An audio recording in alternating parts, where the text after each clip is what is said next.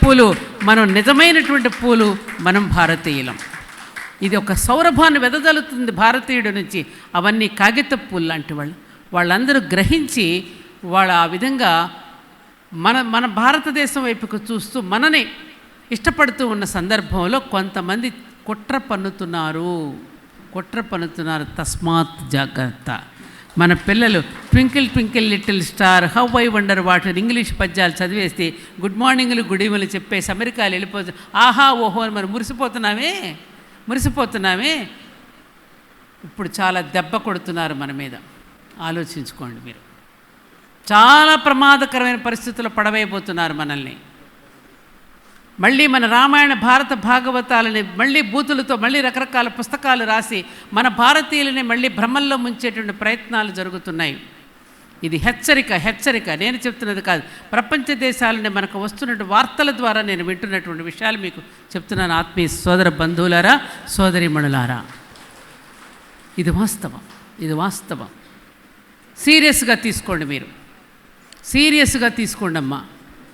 కనీసం మీరు మీ వానప్రస్థ జీవితం, చాలామంది పెద్దవాళ్ళు ఉన్నారు ఇక్కడ, పిల్లలు పెళ్ళిళ్ళు అయిపోయినాయి, వాళ్ళ బాధ్యతలకు వాళ్ళకి అప్పచెప్పేయండి.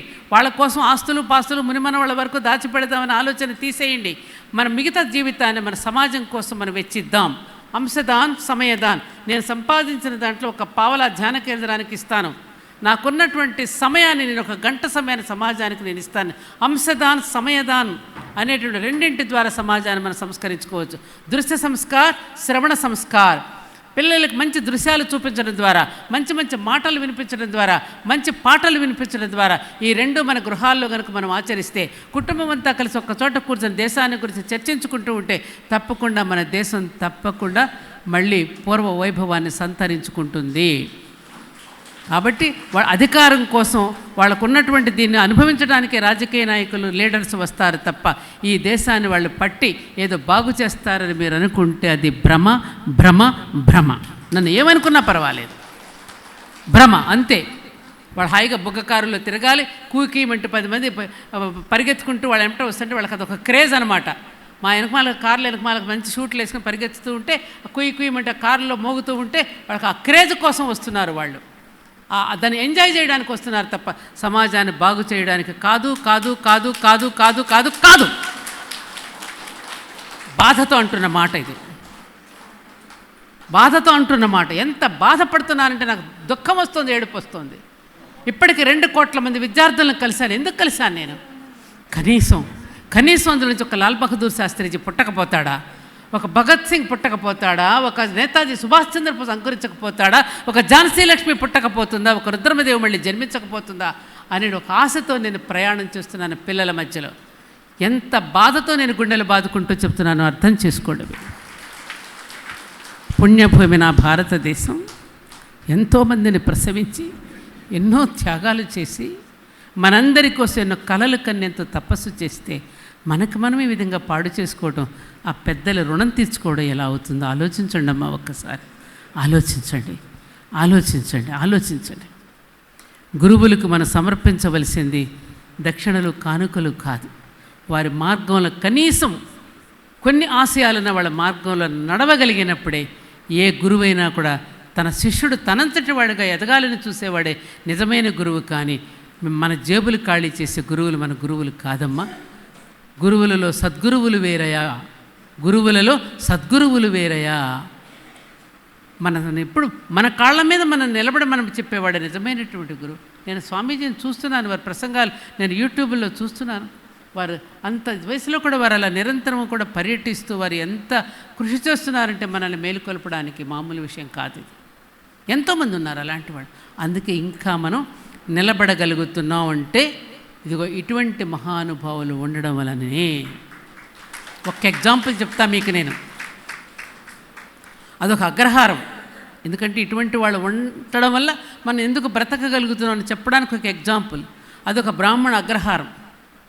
ఆ అగ్రహారంలో పాప రోజు భిక్షాటనకు వెళ్ళి తెచ్చుకుంటారు. పాప ఆ భిక్షాటనలో వాళ్ళు వేసిన డబ్బుతోనే ఇంట్లో కాస్త పొయ్యి వెలిగించుకునే అవకాశం వాళ్ళకి. ఒకరోజు ఒక ఇల్లాలు, ఏమిటి రోజు ఈ నిత్య దరిద్రం ఏమిటి మనకి అని చెప్పి ఆ రోజున ఇంట్లో వండుకోవడానికి బియ్యం లేవు. ఆ కోపం వచ్చి ఆ పొయ్యిలో ఒక ఉమ్మేసింది. మర్నాడు వెళ్ళి పొయ్యి శుభ్రం చేసుకుందామంటే తాను ఉమ్ము వేసిన చోట ఒక వెండి కాయిన్ దొరికింది ఆవిడికి. ఇదేంటి వెండి కాయిన్ ఉంది ఏమిటని దులిపేసి చూసుకుంది.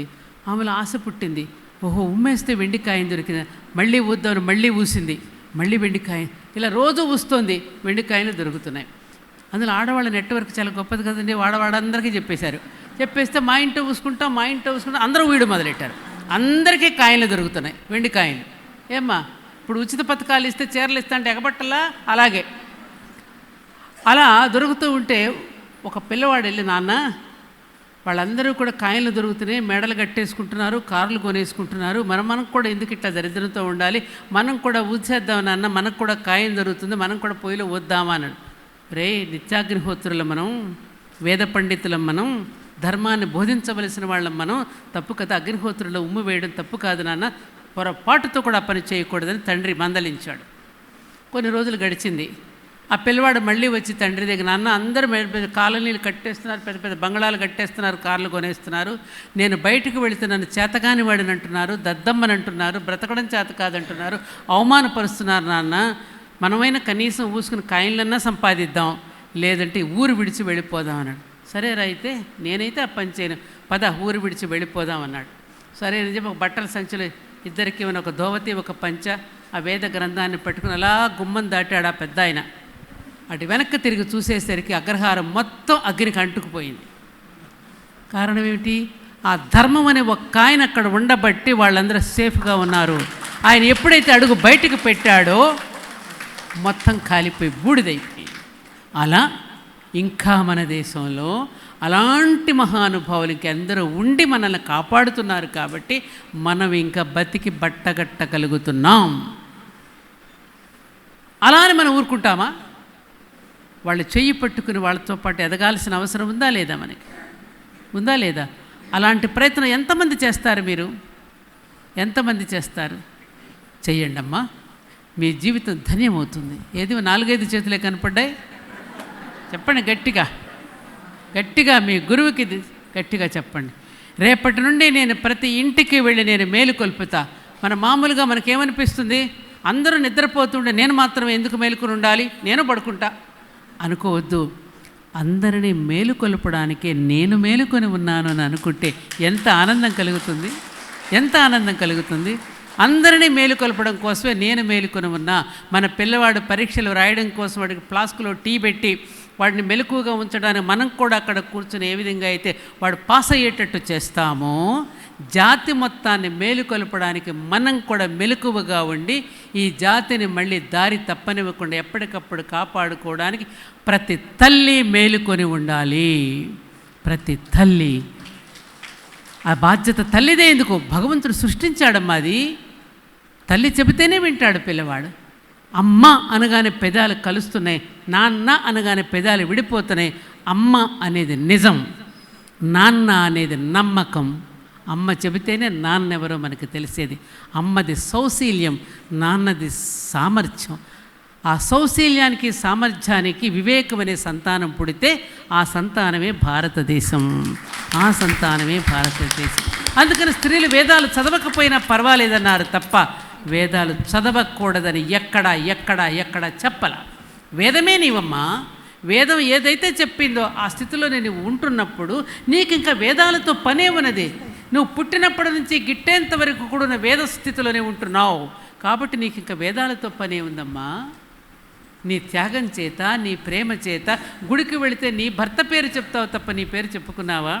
పలానా శ్రీనివాసనామధేయస్య తద్ధర్మపత్ని సమేతస్య సహ కుటుంబానాం అనుకుంటాను తప్ప మన పేరు ఎప్పుడైనా చెప్పుకున్నామా? మనం చెప్పుకుంటామా? చెప్పం. ఆ స్త్రీ ఎప్పుడూ కూడా పురుషుడు గురించి, తన భర్త పిల్లల గురించి తన గురించి ఆలోచించుకోదు, తన కోసం వంట కూడా చేసుకోదు. ఇప్పుడు మొదలెట్టారు ఇవన్నీ వచ్చిన తర్వాత. ఒరే నువ్వు ఎట్లాగో ఆర్డర్ చేసుకున్నా నాకు కూడా తెప్పించరా అని ఇప్పుడు అంటున్నారు ఆధునిక తల్లులు. ఏది ఫుడ్ ఆర్డర్ చేసుకునేటప్పుడు సీరియల్స్ చూసి ఏమండి అక్కడ పెట్టాను, తింటే తిన పోతే పో. పైగా ఈ రీల్స్లో కూడా చూపిస్తున్నారుగా ఆడవాళ్ళని ఎంత ఘోరంగా. అటు ముందు చప్పట్లు కొట్టుకుంటూ నవ్వుకుంటూ ఫోన్ చేతిలో పెట్టుకున్నాం. ఈ ఫోన్ మొదలష్టతో తగలబడింది మన సర్వసమ్మోహిని. ముందు శబ్దంతో ఆకర్షిస్తుంది శబ్దాకర్షిణి, ఆ తర్వాత రూపంతో రూపాకర్షిణి, ఆ తర్వాత దృశ్యాకర్షిణి, రసాకర్షిణి, సర్వసమ్మోహిని, సర్వసన్నాసిని. ఇది మనం చేసేది సెల్ ఫోన్.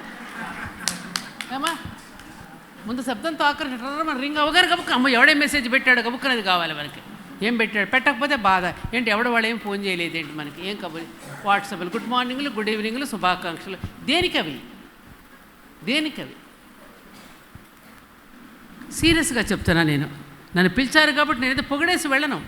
మనం ఏ స్థితిలో ఉన్నాం, ఏ స్థితిలో మనం ఉండాలి, ఎలా మేలుకొనాలి, ఇవన్నీ మనకి అవసరం. నిన్న పెళ్ళికి వెళ్ళొచ్చి వాళ్ళని కూడా తిట్టే వచ్చాను నేను. ఏంటి పెళ్ళిళ్ళు, ఈ మంగళ స్నానాలు ఏమిటి, అమ్మాయిని అబ్బాయిని కూర్చోబెట్టి స్నానాలు ఏమిటి, నిన్న కూడా చేశారు మా వాళ్ళే, తిట్టొచ్చాను నేను. ఏంది ఇది, ఎక్కడి నుంచి వస్తుంది ఇది, ఎంత తగలబెడుతున్నావు మనకి, వాళ్ళకి అసలు కాపురం చేయడానికి అర్హతను సంపాదించుకున్నారా, పెళ్లి చేసుకోవలసిన వాళ్ళు ఎలా ఉండాలి, అసలు ఎందుకు ఈ తలంబరాలు పోసుకుంటున్నారు, ఎందుకు మాంగళ్యం కడుతున్నాడు, అసలు ఏమిటన్నా చెప్తున్నామా మనం? అటులాగే ఇటు తలంబరాలు పోసుకుని అటు ఎనమాల కొంతమంది గుంజేయను, అటు కొంతమంది గుంజేయను, ఈ మాంగళ్యం కడుతుంటే పిల్లలు వెర్రి కేకలు వేయడు. అసహ్యం వేసేస్తుంది నాకు ఎక్కడికైనా వెళితే.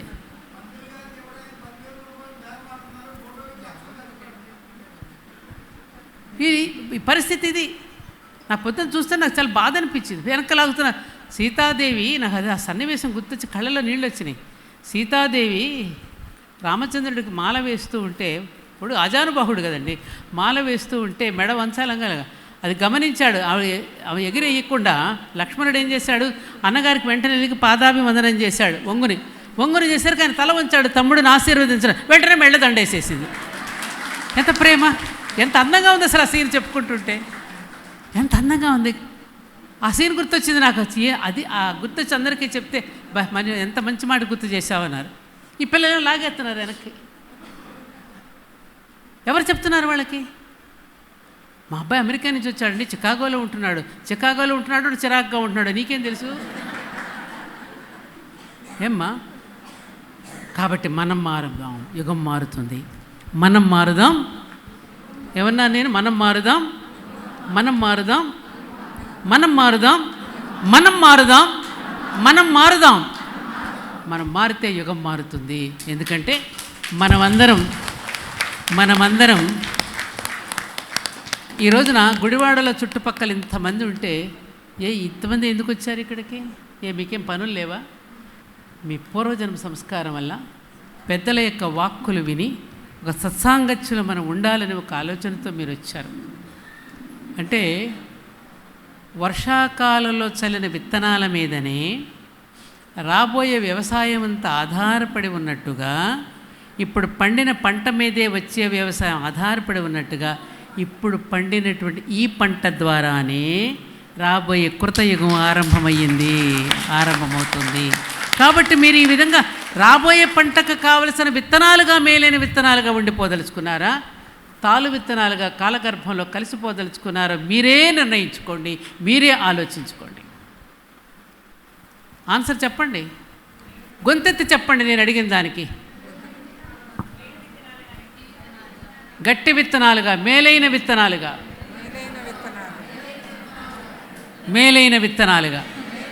ఎస్, ఇది మన నిర్ణయం. ఆ మేలైన విత్తనాలుగా మనం మారితే రాబోయే పంట బ్రహ్మాండంగా పండుతుంది. ఆ పంట నుంచి మరింత గొప్ప గొప్ప పంట తయారవుతుంది. ఆ పంట నుంచి ఒక వీరాంజనేయుడు పుట్టుకొస్తాడు, ఒక ప్రహ్లాదుడు పుట్టుకొస్తాడు, ఒక అభిమన్యుడు పుట్టుకొస్తాడు, ఒక ఛత్రపతి శివాజీ పుట్టుకొస్తాడు, ఏమండి, ఒక అంబేద్కర్ పుట్టుకొస్తాడు, ఒక గోపాలకృష్ణ గోఖలే పుట్టుకొస్తాడు, ఒక శాస్త్రిజీ పుట్టుకొస్తాడు. అలాంటి మేలైన జాతిని తయారు చేయడానికి మనందరం కృషి చేయవలసినట్టు అవసరం చాలా ఉన్నది. అందుకని దీనికి కారణభూతురాలు స్త్రీ మాత్రమే. అందుకే సకార రకార తకారాలు ఉన్న సత్వగుణ రజోగుణ తమోగుణాలకి ఈ కారమే చైతన్యం స్త్రీ మాత్రమే చెయ్యగలదు. కాబట్టి ఓ భారతీయ మహిళ, నీకున్నటువంటి ఓర్పుకు నేర్పు తోడై, నీకున్నటువంటి నేర్పుకు ఓర్పు కూడా మరింతగా తోడై ఈ భారత జాతిని రక్షించుగాక.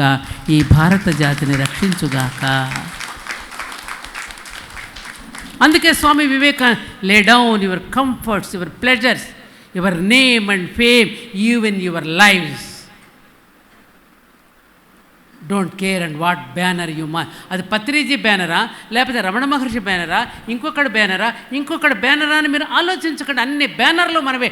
Don't care and what banner you march, don't care what be colour you are.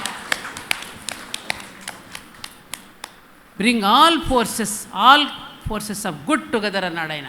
అన్ని రకాల మంచితనాన్ని ఒక చోటకి పొంది చేస్తే, అన్ని చోట్ల ఒక శక్తిని ఒక చోటకి పొంది చేస్తే అది ఒక మహాశక్తిగా రూపొందితే అప్పుడు కదండి నా భారతదేశం మేరా భారత్ మహా, మేరా భారత్ మహా, మేరా భారత్ మహా. అప్పుడు కదా ఈ పుణ్యభూమిలో పుట్టినందుకు ఈ ఆస్తిక భూమికి వారసులు అని చెప్పుకోవడానికి అప్పుడు కదండి మనకు అర్హత లభించేది. లేకపోతే ఎందుకు పుట్టాం, ఎందుకు పోతున్నాం? ఆలోచించండి అమ్మా, ఆలోచించండి. అది మనమే చెయ్యగలం. ఆ ప్రేమ, ఆ లాలిత్యం, ఆ వాత్సల్యం ఒక స్త్రీకే సొంతం కాబట్టి భగవంతుడు మనకు ఆ విధంగా ఆ శక్తులు ఇచ్చాడు కాబట్టి కార్యేషు దాసి, కరణేషు మంత్రి, బొజ్జేషు మాత, శైనేషు రంభ, క్షమయా ధరిత్రి, ఇన్ని రకాల శక్తియుక్తుల్ని ఒక మోసపోసి ఒక స్త్రీగా సృష్టిస్తే అటువంటి శివశక్త్యాయుక్తం అన్నట్టుగా ఆ పురుషుడు కూడా ఆ స్త్రీలు అయితే ఏమీ చేయలేనటువంటి పరిస్థితి. అందుకే మాంగళ్యం తంతునానేన మమ జీవన హేతున, నా జీవితానికి అర్థము పరమార్థము నువ్వే. నువ్వు లేకపోతే నాకు ఐడెంటిటీ లేదు, నేను ఎవడనో కూడా ఎవడో గుర్తుపట్టడు. నువ్వు నా పక్కన ఉంటేనే నేనెవరో గుర్తుపట్టేది. కాబట్టి నువ్వే నూరేళ్ళు జీవించు అంటున్నాడు అక్కడ. మనం తెలివి తక్కువగా మాట్లాడుకుంటున్నాం ఆడవాళ్ళం. మనం ఏదో పసుపు మూడు అవి ఏమీ లేవు శాస్త్రాల్లో. మనమే భూమి మీద ఎక్కువ కాలం ఉండాలి. ఆ శక్తి, ఆ ఓర్పు, పిల్లల్ని పోషించే ప్రేమ మనకే ఉంటుంది కాబట్టి భూమి మీద ఎక్కువ కాలం పురుషుడి కంటే మనల్ని ఎక్కువగా ఉంచుతాడు. కారణం ప్రపంచం దిక్కులేనిది ఉండడం కోసం. స్త్రీ ఎప్పుడైతే చెడిపోతుందో, స్త్రీ ఎప్పుడైతే స్త్రీత్వాన్ని, మాతృత్వాన్ని కోల్పోతుందో పురుషుడు దిక్కులేనవడమే కాదు, నా ఈ ప్రపంచం కూడా దిక్కులేనిదైపోతుంది. ప్రపంచం కూడా దిక్కులేనిదైపోతుంది. అందుకని అమ్మ మనం మారుదాం, యుగం మారుతుంది. సాదాగా జీవిద్దాం, ఉన్నతంగా ఆలోచిద్దాం. సాదాగా జీవిద్దాం, సాదాగా జీవిద్దాం, సాదాగా జీవిద్దాం. అందరం యోగులు కానక్కర్లా, అందరం స్వామీజీలం కానక్కర్లా, నిరుపయోగులం కాకుండా ఉంటే చాలు. అందరం యోగులం కానక్కర్లా, నిరుపయోగులం కాకుండా ఉంటే చాలు. నేనేమన్నాను ఏమన్నాను ఏమన్నాను నిరుపయోగులం కాకుండా ఉంటే చాలు. అందరూ యోగులు కాలేరు, కానక్కర్లేదు కూడా. వాళ్ళందరూ తపస్సు చేస్తూ ఉంటారు మన కోసం. మనం నిరుపయోగం కాకోకుండా మన జీవిత పరమార్థాన్ని నెరవేర్చుకునే స్థితిలో మనం ఉండాలి. అదే చెప్పారు. If there is a righteousness in the heart, there will be beauty in the character. If there is a beauty in the character, there will be harmony in the home. If there is harmony in the home, there will be order in the nation. When there is order in the nation, there will be peace in the world. హృదయంలో సన్మార్గం ఉంటే శీలంలో సౌందర్యం ఉంటుంది. శీలంలో సౌందర్యం ఉంటే ఇంటిలో ఐక్యత ఉంటుంది. ఇంటిలో ఐక్యత ఉంటే జాతిలో పద్ధతి వస్తుంది. జాతిలో పద్ధతి ఉంటే ప్రపంచంలో శాంతి నెలకొంటుంది. ఆ శాంతి నెలకొల్పడానికే పిరమిడ్ కేంద్రాల ద్వారా ధ్యాన స్థితికి మనల్ని ఇవ్వడానికి మహర్షి చేసినటువంటి ఒక తపస్సు. కాబట్టి మనం ఎల్కేజీ నుంచి యూనివర్సిటీ లెవెల్ ధ్యానం అనేటటువంటిది యూనివర్సిటీ లెవెల్. మనం ఇప్పుడు ఇంక ఎల్కేజీ స్థితిలో ఉన్నాం. ఈ ఎల్కేజీ స్థితి నుంచి యూనివర్సిటీ స్థితికి తీసుకువెళ్ళడానికి కావలసిన ప్రక్రియ ఈ ధ్యానము. ముందు ఏమంటారు మనకి కోటి స్తోత్రం, కోటి పూజ, కోటి స్తోత్రం, కోటి స్తోత్రం, కోటి జపం, కోటి జపం, కోటి ధ్యానం, కోటి ధ్యానం, లయం. అంటే ఫేజ్ వైజ్గా మనం ఆ స్థితిలోకి వెళ్ళడానికి ఇన్ని రకాల ఫేజెస్ దాటుకుంటూ మనం వెళ్తాం. కాబట్టి అక్కడ నుంచి మన ప్రయాణం అక్కడ వరకు కొనసాగినప్పుడు ఆ లయం, ఆ లయం అంటేనే ఆ లయం, ఎక్కడి నుంచి వచ్చామో అక్కడికి లయం కావడమే, లయం కావడమే. ఆ లయం కావడానికి మన ప్రయాణం ఏదైతే ఉన్నదో అమ్మవారు శ్రీమాత అన్న దగ్గర నుంచి శివశక్తి రూపిణి వరకు అమ్మవారి యొక్క ప్రయాణం ఎలా సాగింది, మూలాధారం దగ్గర నుంచి సహస్రారం వరకు అమ్మవారి పుట్టింటి నుంచి మెట్టినింటి వరకు అమ్మవారి ప్రయాణం ఎలా సాగిందో లలితా సహస్రనామాల్లో మనకు వివరంగా చెప్పబడింది. అలా మనం కూడా ఆ మూలాధారం నుంచి సహస్రారం వరకు ప్రయాణం చేయడానికి కావలసిన ధ్యాన స్థితిని మనం పొందాలి అంటే ఏదైతే ఆధారం ఉన్నదో ఆ ఆధారం దగ్గర నుంచి మనం ఒక్కొక్క అడుగు ఒక్కొక్క చక్రంలోకి వేసుకుంటూ ఆ ధ్యాన స్థితికి చేరుకోగలిగేటటువంటి పరిస్థితిని భగవంతుడు అమ్మవారు మనకు కలిగిస్తుంది. ఆ పరిస్థితుల్లో మనం నిలబెట్టడానికి గురువులు మనకి అవతరిస్తూ ఉంటారు. దేవుడు దిగి వస్తే గురువు అనబడతాడు, గురువుకు నమస్కరిస్తే దేవుడు కనపడతాడు. దేవుడు దిగి వస్తే గురువు అనబడతాడు, గురువుకు నమస్కరిస్తే దేవుడు కనపడతారు. ఇద్దరికీ తేడా లేదు. రాముడు చాలా చిత్రమైన వాడు. అడిగిన వాడికి సహకరిస్తాడు, అడగని వాడిని స్వయంగా చూసుకుంటాడు. అడిగిన వాడికి సహకరిస్తాడు, అడగని వాడిని స్వయంగా చూసుకుంటాడు. కాబట్టి తల్లులు, మీ అందరినీ చూస్తే నాకు చాలా ముచ్చటగా ఉన్నది. కేవలం ఈ 3 రోజులు ఈ జ్ఞాన యజ్ఞంలో మాత్రమే పాల్గొని పెద్దలు చెప్పినటువంటి మాటలు వినేసి ఈ చెవిని వదిలిపెట్టకుండా ఇంటికి వెళ్ళిన తర్వాత రాత్రి మళ్ళీ సింహావలోకనం చేసుకుని మిమ్మల్ని మీరు వెన్ను తట్టుకుంటూ దానిలో ఉన్న ముఖ్యమైన పాయింట్స్ మీరు పుస్తకం మీద రాసుకుని దానిని మనం ఎలా ఇంప్లిమెంట్ చేయడానికి కావాల్సిన కృషిని మనం ఎలా చేద్దామనే ప్రయత్నం మీరందరూ చేయాలని నేను మీ అందరికీ మనస్ఫూర్తిగా శుభాకాంక్షలు తెలియచేసుకుంటున్నా. నేను ఏది ఆచరించకుండా చెప్పను. అందుకని నేను ధైర్యంగానే మాట్లాడతాను, ఉన్నది ఉన్నట్టే మాట్లాడతా. హైదరాబాద్లో ధర్మపురి క్షేత్రం అని దాదాపు 10 ఎకరాల విస్తీర్ణం కలిగినటువంటి క్షేత్రంలో అన్ని ఆలయ సముదాయాన్ని, ధ్యాన మందిరాన్ని ఇలాగ పిరమిడ్ షేప్లోనే బాగుంటుంది. అది కూడా అక్కడ చాలామంది మన పిరమిడ్ భక్తులు కూడా వస్తూ ఉంటారు, ధ్యానం చేస్తూ ఉంటారు. అక్కడ కూడా ఇట్లాగే మన భారతీయ సంస్కృతిని, అలాగే మనదైనటువంటి సంప్రదాయం యొక్క సైన్స్ని, సమాజము, దేశము, ధర్మము 3 వేరు కాదు, 3 ఒక్కటే. సమాజ పరమేశ్వరుడిని ఆరాధించడమే దైవారాధన. సహస్ర శీర్ష పురుష అంటే ఈ తలకాయలన్నీ కూడా ఆ విరాట్ పురుషుడు తలకాయలే మన తలకాయలు. ఆ సహస్రాక్ష సహస్రపాత్ అంటే ఆ 1000 కన్నులు ఎవరే కదా, మన కళ్ళులే ఆయన కళ్ళు. ఆ సమాజ పరమేశ్వరుని ఆరాధించడం ఎలాగో నేర్పిందే నా భారతీయ ధర్మం. అందుకని సజీవ విగ్రహాలకు చేసే పూజే నిజమైనటువంటి పూజ. విగ్రహారాధన దగ్గర మనం కేవలం శిక్షణ పొందుతున్నాం అనేటటువంటిది మన భారతీయత చెప్పింది. విగ్రహారాధన చాలామంది అర్థం కాక ఏదేదో మాట్లాడతారు. అక్కడ మనం శిక్షణ పొందుతున్నాం. మన ఇంటికి రాఘవేంద్రరావు గారు వచ్చారు, రాఘవేంద్రరావు గారు రండి ఆవాహయామి అంటున్నానా? రాఘవేంద్రరావు గారు కాళ్ళు గడుక్కోండి, పాద్యం సమర్పయామి, మంచినీళ్ళు ఇస్తాం, అర్ఘ్యం సమర్పయామి, ఆ సింహాసనం సమర్పయామి అని అంటామా లేదా? కూర్చోమన్నామని ఏమండి స్నానానికి నీళ్లు పెట్టాను, స్నానం సమర్పయామి, టవల్ పెట్టానండి, అక్కడ వస్త్రం పెట్టాను, వస్త్రం సమర్పయామి, అయ్యా భోజనానికి సిద్ధంగా ఉంది, నైవేద్యం సమర్పయామి, అమ్మ వెళ్ళొస్తానమ్మా అన్నదాత సుఖీభవ, నీరాజనం సమర్పయామి. అది అక్కడ ఏది జరుగుతుందో ఇది ఇక్కడ అదే జరుగుతోంది. మాధవుడిలో ఏది ఉందో మానవుడిలో కూడా అదే ఉన్నదనేటువంటి విషయాన్ని నిరూపిస్తూ మానవ సేవే మాధవ సేవ అని చెప్పడానికి, ఆలయాల నుంచి పొందవలసినటువంటి విజ్ఞానాన్ని పొందడానికి, ఆ విధమైనటువంటి ఒక మానసిక ఉల్లాసాన్ని పొందడానికి నృత్యము, లలిత కళలు, అలాగే అందరికీ కూడా జ్ఞాన ప్రబోధం చేయడానికి గొప్ప గొప్ప ప్రవచనాలు, నిత్యము అన్నం లేనటువంటి అన్నం పెట్టడం, ఆశ్రయం లేని వాడికి ఆశ్రయం ఇవ్వడం, ఇవన్నీ కూడా ఆలయాలలో జరగవలసినటువంటి విధి విధానాలు. దానిని ఇంప్లిమెంట్ చేయడానికి దగ్గర చేసే ప్రయత్నంలో ధర్మపురి క్షేత్రం యొక్క నిర్మాణం ఉన్నది. వీలైతే మీరు ఎప్పుడైనా హైదరాబాద్ వచ్చినప్పుడు ఈ క్షేత్రానికి తప్పకుండా నేను ఆహ్వానం పలుకుతున్నాను. మీరు అక్కడ కూడా విచ్చేసి ఆ దేవతల యొక్క ఆశీస్సులు కూడా పొందాలని మెండు మనసుతో కోరుకుంటూ, ఏమి నిలబడి మాట్లాడుతుంటే కొంచెం నడువు నొప్పిగా ఉంది. నేను రోడ్డును ఆ విధంగా ఇలా అన్నందుకు మీరేమీ అనుకోవద్దమ్మా. ఆ రోడ్డు కూడా నాకు ప్రేరణనిచ్చి కోపం తెప్పించింది. ఆ రోడ్డును అలా వదిలేసినటువంటి మనం నిస్సహాయతని, మనం ఆ విధంగా ప్రశ్నించకుండా మనం అలా కూర్చుండిపోవడం నిస్సహాయత మీద కూడా నాకు కోపం వచ్చిందంటే భగవంతుడే నా మీద కోప్పడిచ్చాడని నేను అనుకుంటున్నా.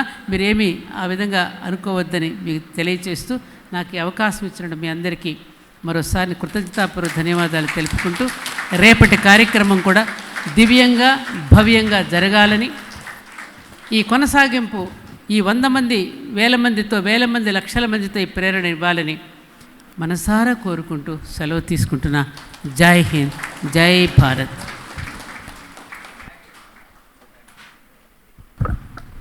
థ్యాంక్ యూ సో మచ్ అమ్మా. మీరు చెప్పండి.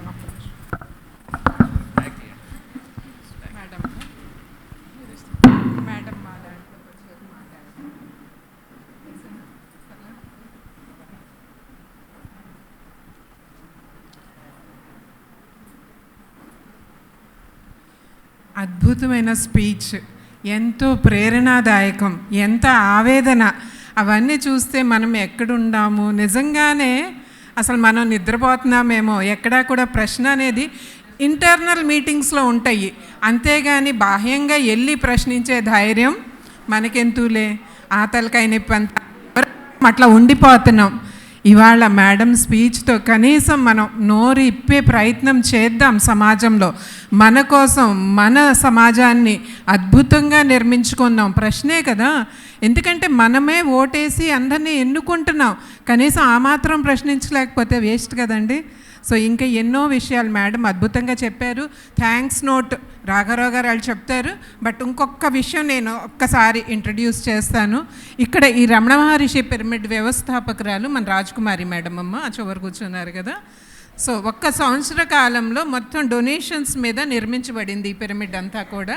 ఆవిడ లీడ్ చేసి మొత్తం ఈ పిరమిడ్ నిర్మాణం అంతా కూడా అప్పటి నుంచి ఇప్పుడు దాకా నిలబడి మొత్తం చూసుకుంటున్నారండి. ధ్యాన ప్రచారం అంతా కూడా.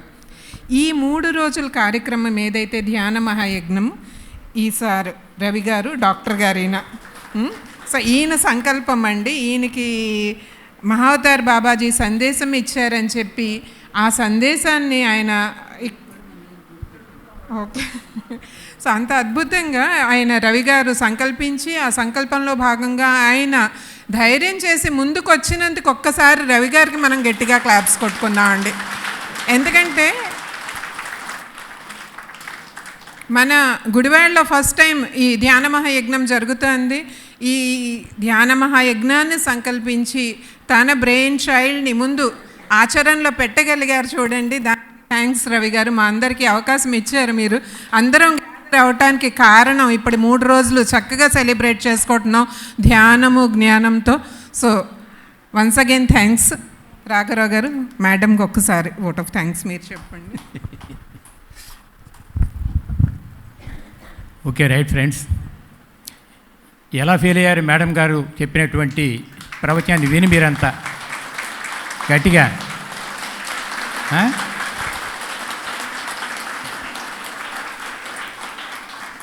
ఏది మనకేమిటంటే మాటల్లో ఉండటానికి వీల్లేదు, ప్రతీదీ చేతలకు రావాలి. అలా ఆచరించి చూపిస్తానని చెప్పని మేడం ఇందాక చక్కని మాట చెప్పారు. ఆ ఆచరణ అనేది మెయిన్ మోస్ట్ ఇంపార్టెంట్ మనకి. ఎందుకంటే మీరు ఎన్ని క్లాసులు వినొచ్చు, ఎన్ని వందల పుస్తకాలు చదవచ్చు, ఇవన్నీ ఓన్లీ కలెక్టివ్ ఇన్ఫర్మేషన్, సమాచారాన్ని సేకరించా నా పక్కన పెట్టుకున్న అంతవరకే. బట్ మనకేమిటి ఉపయోగం? ఏ సమాచారం అయితే ఆ పుస్తకాల ద్వారా ఆ క్లాసుల ద్వారా మీరు స్వీకరించారో అది మీ జీవితంలో ఆచరణలో పెట్టగలిగినప్పుడు మీ అనుభూతి చెందుతారు, అనుభవంలోకి వస్తుంది, అది జ్ఞానంగా పరివర్తింపబడుతుంది. కాబట్టి మేడం గారు ఇప్పటివరకు చెప్పిన మాటలన్నీ కూడా ప్రతి స్త్రీ కూడా కార్యోన్ముఖులు కావాలి అని చెప్పంటే జ్ఞానపరమైన అవగాహన పెరగాలి. పెరిగిన తర్వాత ఆ విధంగా కార్యాచరణ రావాలనేటటువంటిది మరి ఏదైతే పత్రిక గారు మనకి జ్ఞానం అందించారో అది మరీ ఈరోజు మరి మేడం గారు చెప్పారు. మనకి సంకల్పాలు ఎంత బలంగా ఉంటాయంటే, మొన్న మేము తిరుపతిలో నిర్వహించినటువంటి ధ్యాన మహాయజ్ఞానికి నేనే ఫోన్ చేసి మేడం గారికి ఇన్విటేషన్ ఇచ్చాను. అమ్మ మీరు రావాలమ్మా, ఏదైతే సనాతన ధర్మమో అదే అధునాతనంగా ఉంది. అప్పటికి ఇప్పటికీ సనాతనం ఎప్పటికీ అధునాతనమే, అది ఎప్పుడు కూడా అడుగంటేది అయితే కాదు. కాబట్టి అది చెప్పాలనంటే మీకు మీరే సాటి, కాబట్టి మీరు మా జ్ఞాన మహాయజ్ఞానికి రావాలి, మీ జ్ఞానం మాకు వినిపించాలని చెప్పి కోరాం. ఓకే అని చెప్పని మేడం అన్నారు. పిఎంసీ నుంచి ఆనంద్ మేనేజింగ్ డైరెక్టర్ ఇన్విటేషన్ ఇవ్వటానికి వెళ్ళమని చెప్పాం. వారు వెళ్ళి ఇన్విటేషన్ ఇవ్వటం, మరి ఫ్లైట్ టికెట్స్ కూడా బుక్ అయినాయి. అయితే అనివార్య కారణాల వల్ల రాలేకపోతున్నాను బాబు అని చెప్పి ఆయన అన్నారు. అరే మేడం కలిసే భాగ్యం లేదా అని అనుకున్నాం. కానీ సంకల్పం బలంగా ఉంటే అక్కడ కలవలేనటువంటి కలయిక ఇక్కడ కలవటం జరిగింది. అంతకంటే ఆనందం ఇంకేం కావాలి మాకు కదా. కాబట్టి ఏదైనా సరే సంకల్పం బలంగా ఉంటే గ్యారెంటీగా కలుస్తాం. వీరు వేసినటువంటి పాంప్లెట్లో 12వ తారీఖు అని ఉంటే మేడం గారు చెప్పారు. అయితే కలవలేకపోతాం అనుకున్నాం. మిగతా 11వ తారీఖు మేము రావటం, మేడం రావటం చాలా ఆనందం అని చెప్పి అనిపిస్తుంది. ప్రతి ఒక్కళ్ళు కూడా ఆ విధంగా కార్యోన్ముఖులు కావాలని, మరి అంత వీక్గా ఉన్నా నీరసంగా ఉన్నా పిలిచిన పిలుపుని అందుకుని ఇక్కడ దాకా వచ్చినందుకు మరొకసారి ఆవిడికి ధన్యవాదాలు తెలియజేస్తూ మరి మేడం గారికి సన్మాన కార్యక్రమం.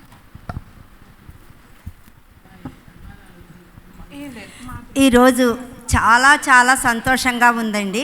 ఎందుకంటే ఇందాక మేడం గారు మాట్లాడుతూ ఉంటే ఆమె లోపల ఏదైతే ఆవేదన ఉందో సేమ్ అది నా లోపల ఆవేదన అన్నమాట. చిన్నప్పుడు అంతా కూడా భారతదేశము నా మాతృభూమి, భారతీయులందరూ నా సహోదరులు అని చెప్పి చదువుకునేటప్పుడు. కానీ నిజంగా అందరినీ ఆ సమానంగా చూస్తున్నామా?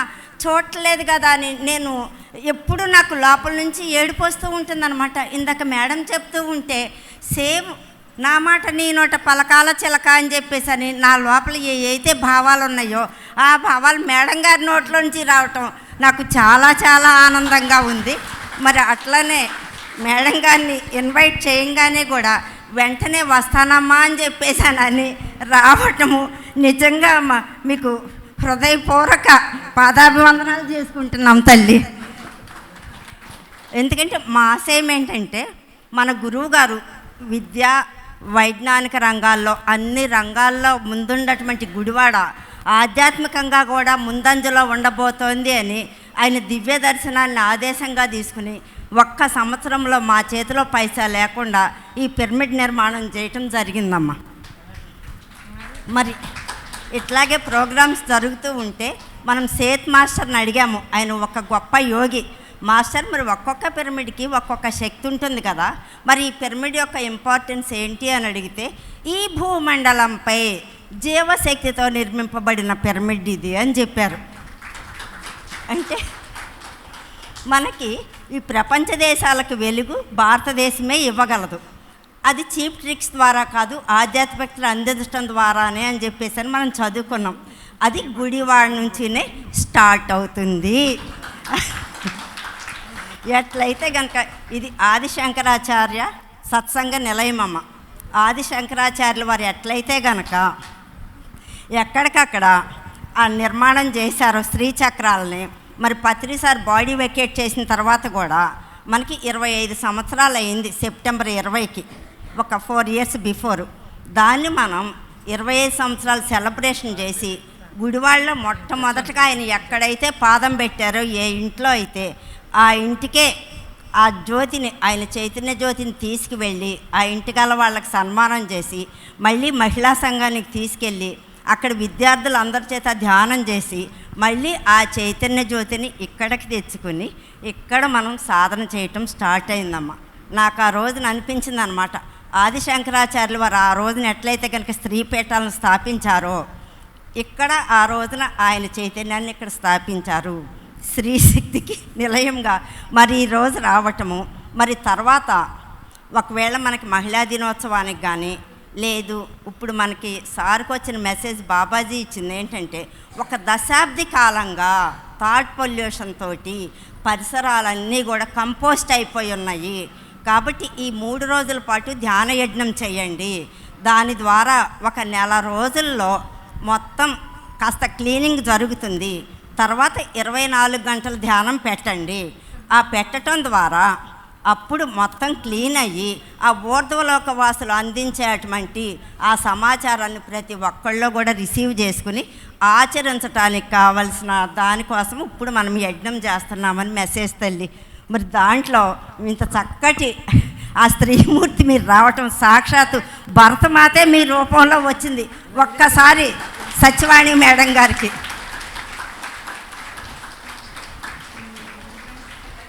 తప్పకుండా అమ్మ మీ ఆశయాలను నెరవేర్చడానికి అనుక్షణం ప్రయత్నం చేస్తూ ఉంటామమ్మా. చక్కగా మన బిడ్డలందరూ కూడా చేస్తారు. Thank you, thank you, thank you తల్లి. మీకు మరొక్కసారి హృదయపూర్వక కృతజ్ఞతలు తెలియజేసుకుంటూ గుడివాడలో ఒక స్టేడియంలో మనం పెట్టుకుందాము. ఈ చైతన్యాన్ని గురించి, ఈ స్త్రీ చైతన్యాన్ని గురించి చెప్తురు. కానీ రాజకుమారి గారి తపన ఆ రోజు ఫోన్లోనే నాకు అర్థమైంది. పిలిచినప్పుడు ఆవిడ పడిన ఆవేదన చూసి, సరేమ్మా ఎలాగో నేను అటువైపుకి వస్తున్నాను, తప్పకుండా నీ దగ్గరికి వస్తానని చెప్పాను. మీరు చెప్పింది నిజమే. జగద్గురు శంకరాచార్యులు వారు ఏ విధంగా అయితే దేశం నలుమూలల శ్రీచక్ర స్థాపన చేసి ఇప్పటికీ కూడా ఆ శక్తితో ఎలా అయితే నడుస్తున్నామో, పత్రిజీ అలాగే మహా అవతార్ బాబాజీ ఇప్పటికీ కూడా మహానుభావుడు జీవించి ఉన్నటువంటి బాబాజీ, మా ధర్మపురి క్షేత్రంలో కూడా బాబాజీ యొక్క మందిరం కట్టామని చెప్పడానికి సంతోషిస్తున్నాను వారికి. మరి వీళ్ళందరి యొక్క తపస్సు వృధా పోదు. ఇప్పుడు మళ్ళుతోంది. మళ్ళీ మన కాలం చక్రం ఎలా అయితే తిరుగుతుందో మళ్ళీ అన్ని వైపుల నుంచి కూడా ఒక పాజిటివ్ ఎనర్జీ ఇలాంటి కృషి వల్ల పెరుగుతూ వస్తుంది. చాలా అటువైపు నుంచి నరుక్కురండి అంటారు చూడండి. ఇప్పుడు ప్రపంచం అంతా అటువైపు నుంచి ఇటువైపుకి వీస్తోంది. అందుకని రాజకుమారి గారు లాంటి గొప్ప వ్యక్తులు తలపెట్టినటువంటి మహాయజ్ఞం తప్పకుండా సంపూర్ణమవుతుంది. అలానే ఇంకొకళ్ళు చేస్తున్నారు కదా అని మనం చూస్తూ ఊరుకోకుండా నేను కూడా సమిధనవుతాను, నేను సైతం సమిధనవుతానని శ్రీవారు అన్నట్టుగా మనం కూడా తలా ఒక సమిధ దీనిలో సమర్పించుకుంటూ ఇది చుట్టుపక్కల ఉన్నటువంటి గ్రామాలన్నింటికీ కూడా ఆ శక్తి ప్రసారం కావాలని కోరుకుంటూ మా మామగారి ఊరు కూడా ఈ పక్కనే గుడివాడ పక్కన అంగళూరు కోడలని నేను. ఒకప్పుడు అది మినీ కేరళ అనేవారు అంగళూరుని. అలాంటి అంగళూరు అంతే ఎడ్యుకేషన్కి మంచి చెప్పుకోదగినటువంటి గ్రామం. ఆ గ్రామానికి నేను కోడలిగా వచ్చాను. మరి కాబట్టి ఇది ఒక రకంగా నేను నా మెట్టిన ఊరిది, అందుకని దానికి నా బాధ్యత ఉంది. కొడుకుకి బాధ్యత తక్కువ, కోడలికి బాధ్యత ఎక్కువ, అందుకనే కోడలు అన్నారు కాబట్టి తప్పకుండా ఆ బాధ్యతలో నేను కూడా పాలు పంచుకుంటాను. నా వలన అయ్యే సహకారం మీకు కూడా అందిస్తానని చెప్తూ, ముఖ్యంగా నేను చెప్పవలసిన విషయం ఒకటి మర్చిపోయాను ఇందాక, శాకాహారం గురించినటువంటి విషయం. భగవంతుడు మళ్ళీ శాకాహారులుగా పుట్టించాడు, మాంసాహారులుగా మారిపోయాం. శాస్త్రాన్ని సరిగ్గా అర్థం చేసుకోలేదనే విషయం ఇదే. పిల్లికి ఉన్న దొంగ బుద్ధి, మేకకు ఉన్నటువంటి పిరికితనం, దున్నపోతుకున్న సోమరితనాన్ని బలివ్వమని చెప్పి శాస్త్రం చెప్తే మనం డైరెక్ట్గా జంతువులనే బలి ఇవ్వడం అనేటటువంటి అలవాటు చేసుకున్నాం. వాటిని ఆహారంగా తీసుకోవటం అనేది మనం అలవాటు చేసుకున్నాం. వీలున్నంత వరకు మనం బాగా దీనిని కూడా విస్తృతంగా మనం ప్రచారం చేస్తూ క్షాత్రశక్తిని పెంపొందించుకుంటూ మనం ముందుకు వెళ్ళాలని, మీరు చూపించిన అభిమానానికి, రాజకుమారి గారు చేస్తున్నటువంటి గొప్ప కృషికి, నా పక్కనే కూర్చున్నటువంటి సోదరులు ఎన్నోసార్లు నన్ను ఆహ్వానించడం జరిగింది. తప్పకుండా మళ్ళీ కలుద్దామని చెప్తూ, మా గురువుగారు స్వామీజీ తప్పకుండా ధర్మపురి క్షేత్రానికి ఒక రోజున స్వామీజీని మరోసారి నేను ఆహ్వానిస్తాను. అందరం కలిసి మనం ముందుకు వెళదామని. ఇలాంటి యువకులు కనుక తలుచుకుంటే చేయలేనిది ఏమీ ఉండదు. వాళ్ళందరికీ మనం స్ఫూర్తినిస్తే మరింతగా ముందుకు తీసుకువెళ్ళగలందుకు భగవంతుడి వారికి శక్తి ప్రసారం జరుగుతుందని ఆశిస్తూ సెలవు తీసుకుంటున్నా. దయచేసి ఇక నుంచి ఈ సన్మానాలు ఇవన్నీ దయచేసి ఆపేయండి అమ్మా. ఇది మనందరి యొక్క కర్తవ్యం. ఇది మన కర్తవ్యంగా మనం భావిద్దాం. వీటికి ఎంత దూరంగా ఉంటే అంత మంచిది. మీ మీద గౌరవంతో మేడం, ఏం లేదు. ఒకసారి రా అమ్మ, ఒక్కసారి మన అందరి కడతాల ధనుల మధ్యలో మేడంకి మనం సన్మానం చేసుకుందాం. మేడం పద్మ మేడం, మీరు కూడా ముందుకు రండి అమ్మా. రాఘారావు గారు మిస్, ఈవిడేమో మిస్సెస్.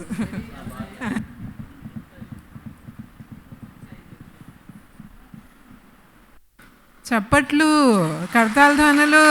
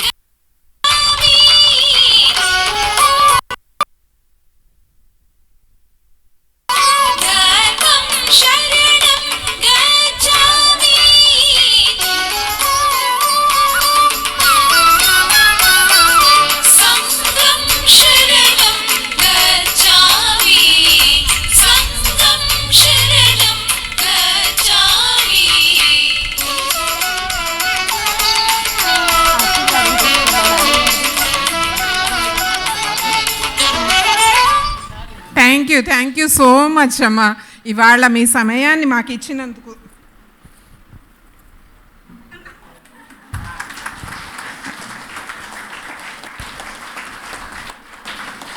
వీళ్ళిద్దరిని కూడా కూర్చోబెట్టి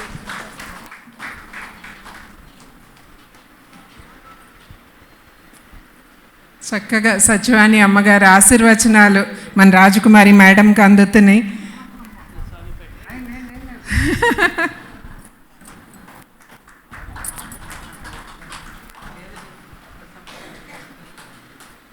చక్కటి స్పీచ్తో మనందరినీ చేసిన మేడంకి మళ్ళా మనం కృతజ్ఞతలు తెలియచేసుకుందాం. వచ్చిన thanks madam from the depth of our soul.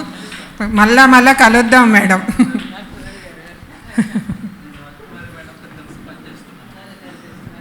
So అద్భుతమైన కార్యక్రమం, ఎంతో చక్కగా మేడం స్పీచ్తో మనని మోటివేట్ చేశారు. మీరు కంటిన్యూ చేస్తారు కానీ నేను ఏంటంటే వాళ్ళు చూసుకుంటారు. బాటిల్స్ మీద మూతలు వేయలేండి. కూర్చోండి, మీరైతే కూర్చోండి.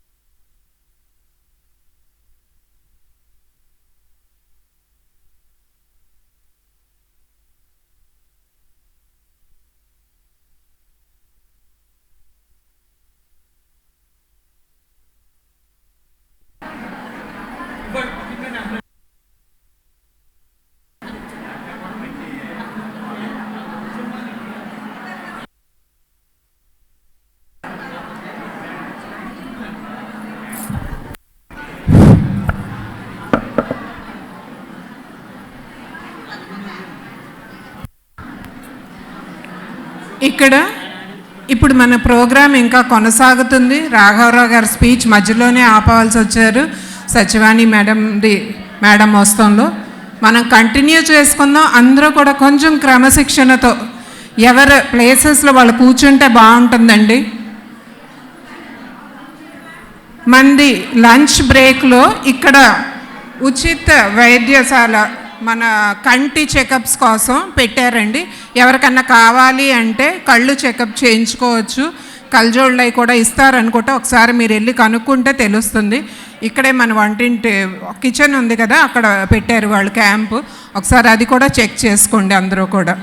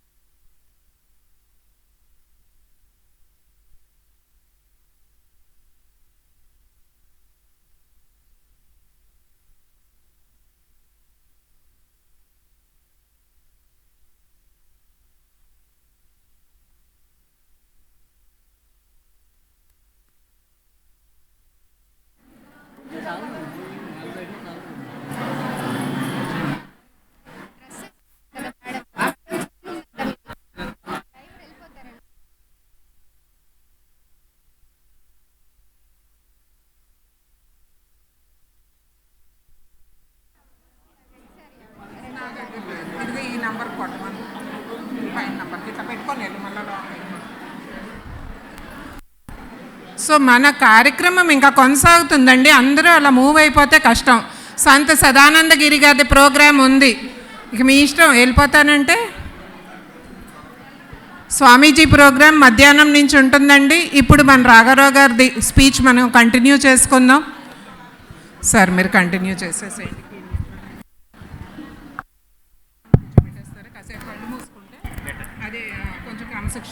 Okay, right masters. ఒక్క 10 నిమిషాలు అందరం ధ్యానంలో కూర్చుందాం. 10 నిమిషాలు, ఒక్క 10 నిమిషాలు అందరం ధ్యానంలో కూర్చుందాం దయచేసి.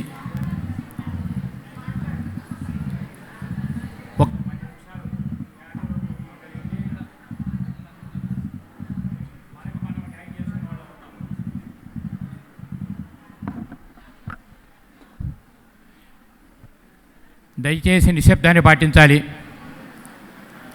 దయచేసి నిశ్శబ్దాన్ని పాటించాలి. దయచేసి నిశ్శబ్దాన్ని పాటించాలి.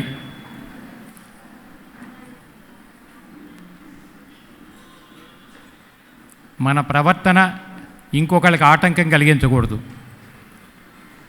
మన మాటలు కానీ మన చేతలు కానీ మన పక్కవారికి ఆటంకం కలిగించకూడదు.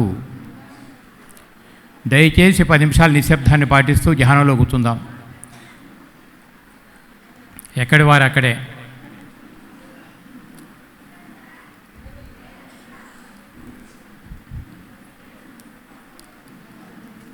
ఎక్కడి వారు అక్కడే.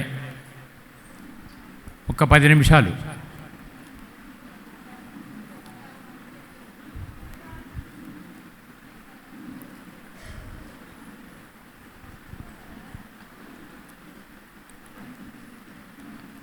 కూర్చోవాలి. ఎక్కడ వారు అక్కడే. దయచేసి ఒక 10 నిమిషాలు ధ్యానంలో కూర్చుంటే ఇప్పటి వరకు సత్యవాణి మేడం గారు చెప్పినటువంటి సబ్జెక్ట్ అంతా మనలో ఇంకిపోతుంది చక్కగా. పూర్తి సైలెన్స్.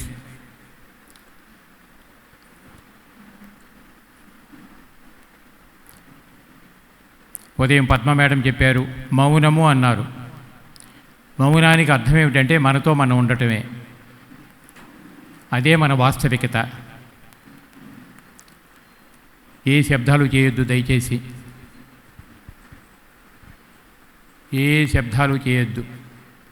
పూర్తి నిశ్శబ్దాన్ని పాటిస్తూ ఒక 5 నిమిషాలు ధ్యానంలో ఉందాం అందరం కూడా. ధ్యానము అంటే శ్వాస మీద ధ్యాస. హాయిగా కూర్చున్నాం. పాదాలు 2 కూడా క్రాస్ చేసి ఉన్నాయి. చేతులు 2 వేళ్ళలో వేళ్ళు పోనిచ్చి రిలాక్స్గా ఒళ్ళో ఉంచాం. హాయిగా ప్రశాంతంగా కళ్ళు మూసుకుని సహజమైన శ్వాసను గమనిస్తూ ఉందాం. సహజమైన శ్వాసలోనే లీనమై ఉందాము. శ్వాస గమనింపు ద్వారానే మనలోకి మన ప్రయాణాన్ని సాగిద్దాం. శ్వాస గమనింపు ద్వారానే మనలోకి మన ప్రయాణాన్ని సాగిద్దాం. శ్వాస గమనింపు ద్వారానే క్రమక్రమంగా ఆలోచనలన్నీ దూరమవుతాయి. ఎవ్వరూ కళ్ళు తెరవద్దు దయచేసి. ఎవ్వరూ కళ్ళు తెరవద్దు దయచేసి. కేవలం శ్వాస, శ్వాస మీద ధ్యాస. పూర్తి ఎరుక. ప్రతి శ్వాసను ఎరుకతో గమనిస్తూ మనలోకి మన ప్రయాణాన్ని సాగిద్దాం. శ్వాస గమనింపు ద్వారానే క్రమక్రమంగా ఆలోచనలన్నీ దూరమవుతాయి. శ్వాస గమనింపు ద్వారానే క్రమక్రమంగా ఆలోచనలన్నీ దూరమవుతాయి. ఏ ఆలోచనలు లేని శూన్య స్థితే యోగస్థితి. ఏ ఆలోచనలు లేని శూన్య స్థితే యోగస్థితి.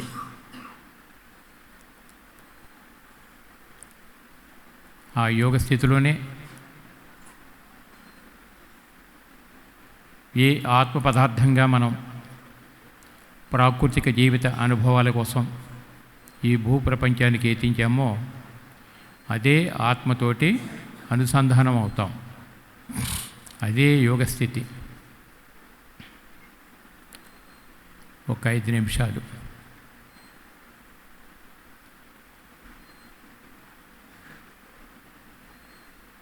పూర్తి ఎరుక. ప్రతి శ్వాసను ఎరుకతో గమనిస్తుందాం.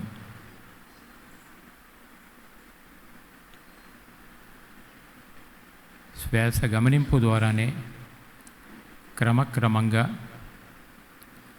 ఆలోచనలన్నీ దూరమవుతాయి. ఏ ఆలోచనలు లేని శూన్యస్థితే యోగస్థితి. దానికే పతంజలి వారు చెప్పారు, యోగ చిత్తవృత్తి నిరోధ అన్నారు.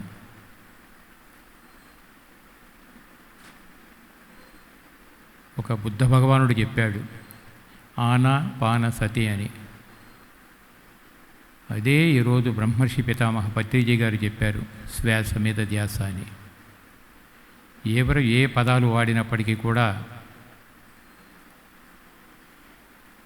ఉన్నది ఒకే ఒకటి. శ్వాస గమనింపు ద్వారా మనలోకి మన ప్రయాణాన్ని సాగిద్దాం.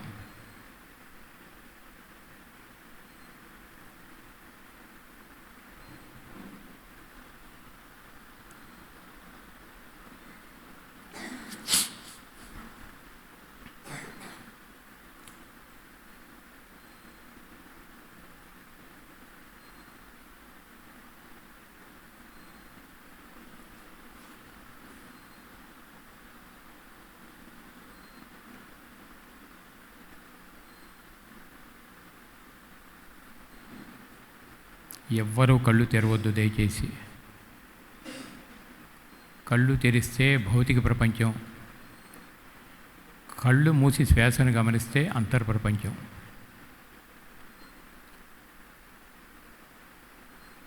భారతదేశం వేదభూమిగా ఉంది. వేద మహావాక్యాలన్నీ అహం బ్రహ్మాస్మి అని చెప్తున్నాయి. శ్వాస గమనింపు ద్వారానే అహం బ్రహ్మస్మి స్థాయికి మనమంతా కూడా ఎదుగుతాం. దేహభావనతో పాటు ఆత్మానుభూతి కూడా చెందగలిగి ఉండాలి. అదే మన వాస్తవికత.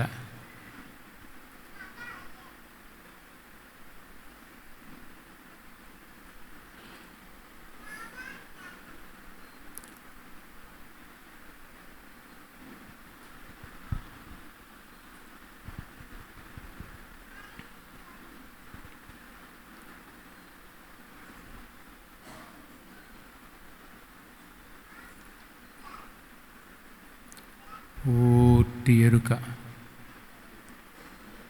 ప్రతి శ్వాసను ఎరుకతో గమనిస్తుందాం.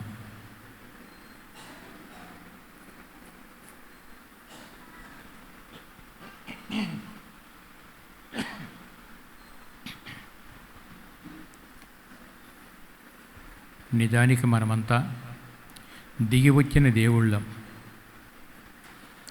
నిజానికి మనమంతా దిగి వచ్చిన దేవుళ్ళం. ఈ భౌతిక ప్రపంచంలో ప్రకృతి యొక్క ఆస్వాదన కోసమే వచ్చాము ఇక్కడికి. అన్ని కోణాలలో అన్ని విధాల ప్రాకృతిక జీవిత అనుభవాలు పొందిన పిమ్మట తిరిగి మన యథార్థమైనటువంటి ఫ్రీక్వెన్సీకి, ప్రదేశానికి మనం వెళ్ళిపోవటం జరుగుతుంది. దాన్నే జీవన్ముక్తి అంటాం. జీవన్ముక్తులుగా జీవించాలి.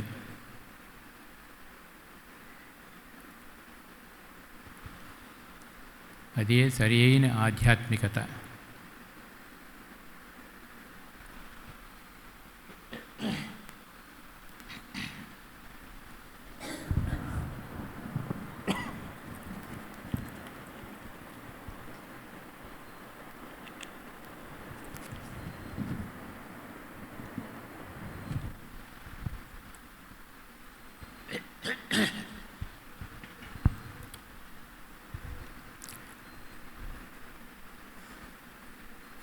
ఆఖరి 2 నిమిషాలు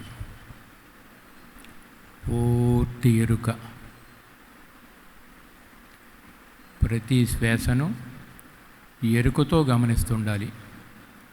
ఏ విధంగా గాలి లోపలికి తీసుకుంటున్నాను, తిరిగి ఏ విధంగా గాలిని బయటకు వదులుతాను. Just observe the normal breath. సహజమైన శ్వాసనే గమనిస్తూ ఉన్నాము. సహజమైన శ్వాసలోనే లీనమై ఉందాము. శ్వాసే మనము, మనమే శ్వాసగా.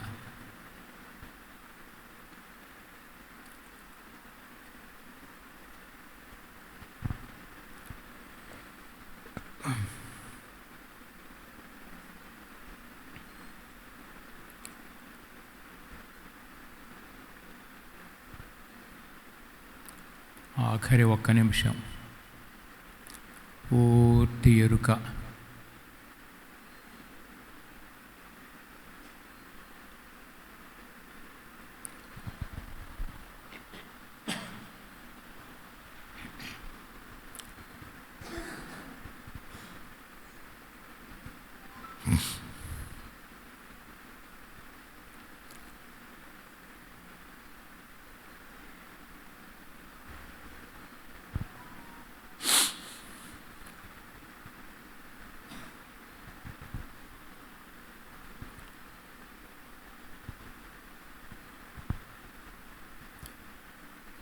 ఓకే మాస్టర్స్, కళ్ళు తెరిచే ముందు మన 2 అరచేతులు విడదీసి 2 కళ్ళపై బోర్లిద్దాం. కళ్ళు తెరిచే ముందు 2 అరచేతులు విడదీసి 2 కళ్ళపై బోర్లిద్దాం. Just for 5 seconds. 5, 4, 3, 2, 1, 0. చేతులు తీస్తూ మెల్లమెల్లగా కళ్ళు తెరుద్దాం. ఇంత అద్భుతమైనటువంటి ధ్యానాన్ని, పరిపూర్ణమైనటువంటి ఆత్మజ్ఞానాన్ని అందించిన బ్రహ్మర్షి పితామహ పత్రిజీ గారికి హృదయపూర్వక ధన్యవాదాలు తెలియచేద్దాం. అందరూ ఇంకా ఇంకా ఇంకా సో థ్యాంక్ యూ.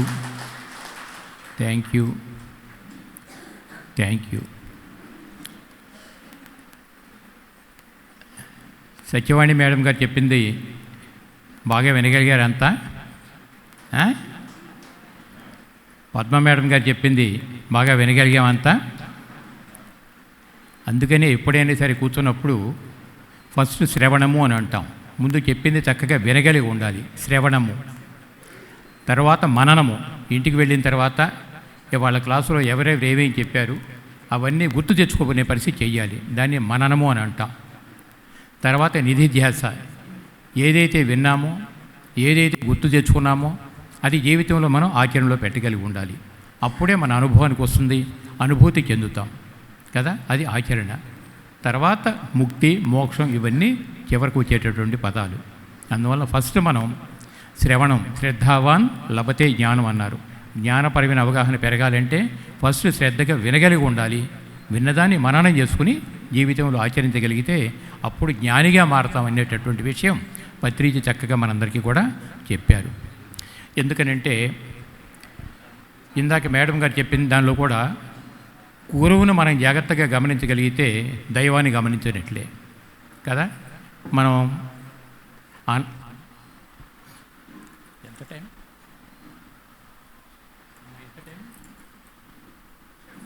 తర్వాత ఎవరు ఉన్నారా?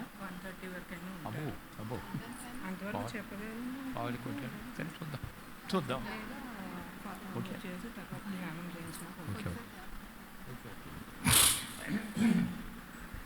రైట్ మాస్టర్స్, అర్థమైంది కదా. ఫస్ట్ శ్రవణము, తర్వాత మననము, తర్వాత నిధిధ్యాస, తర్వాత సాక్షాత్కారం.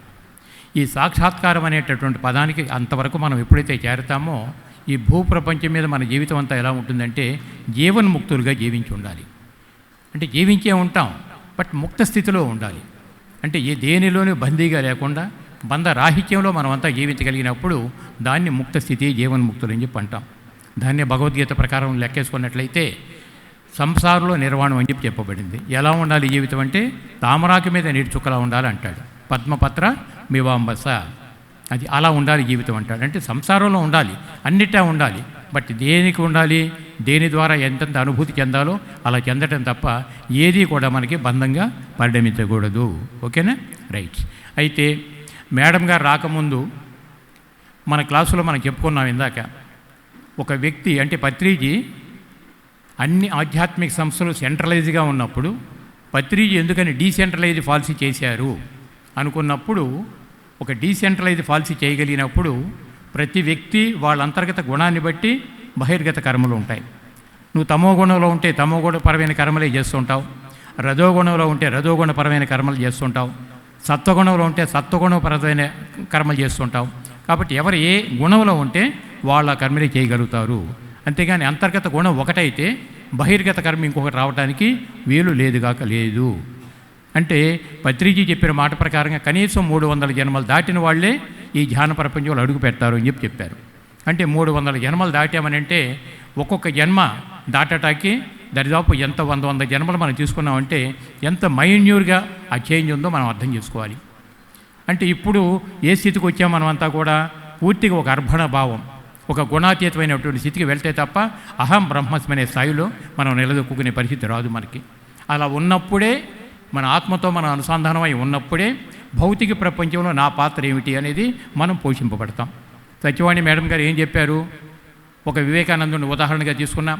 సామాజిక మార్పు అని అంటాం, సామాజిక వికాసం అని చెప్తాం. ఎక్కడికి వచ్చింది సమాజం అంతా కూడా? వ్యక్తులందరూ కలిసి ఒక సమాజం ఏర్పడుతుంది. కాబట్టి సామాజిక వికాసం ఎక్కడి నుంచి వస్తుంది? ఒక వ్యక్తి నుంచే మొదలవుతుంది. బట్ ఆ వ్యక్తి నేనెందుకు కాకూడదు అనుకోగలిగినప్పుడు స్పిరిచువల్గా మనం ఎదగటానికి దోహదపడుతుంది. ఉందామా అందరం అలాగూ? రైట్.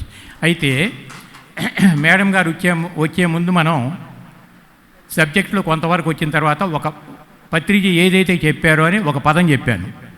ఏ పదం గుర్తుందా మీకు? చెప్పండి ఏమ్మా, గట్టిగా.